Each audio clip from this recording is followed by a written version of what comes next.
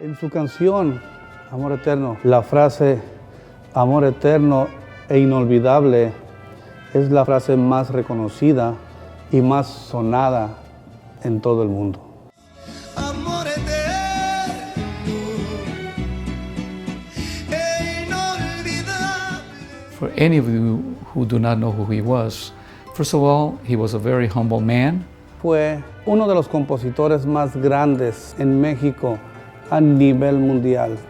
Pues muchas personas amaron como que el mariachi por él también. Juan Gabriel was the first Latino artist that set foot on the Universal Amphitheater, now known as the Gibson Theater. Juan Gabriel quería que todos nos moviéramos, o sea, toda la gente lo disfrutaba mucho, o sea, ver al mariachi que se estaba moviendo y estaba bailando. I had the pleasure to work with him in 1982.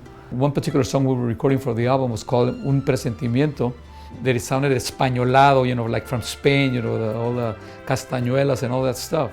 That the next day he came back with different lyrics, a whole different song. En Guadalajara estuvimos en el 2006. Estuvimos esperando las últimas dos canciones.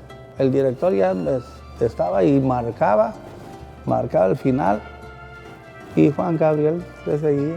Que fueron como 40 minutos. El show más especial para mí fue cuando tocamos en Bellas Artes. Fue el primer show completo que toqué con él. No nada más aquí en México o en Latinoamérica conocían a Juan Gabriel, sino que lo conocían más allá de México.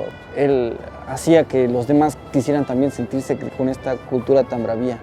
En su género, en sus composiciones, en su canto, nos deja un tesoro. Con algunas que son sus fans y en verdad están destrozadas del alma. Pero él decía que él no moría si estaba dentro de nuestros corazones. Él se entregaba con la gente. Él decía, yo les debo a ustedes lo que yo soy. At the end of the day, that's what this life is about, is who you were as a person. Sigamos con la herencia que él nos ha dejado, con el legado. Para él nosotros éramos la nueva generación del siglo XXI. Sigamos con ese ejemplo de música, de alegría y de amor a la vida.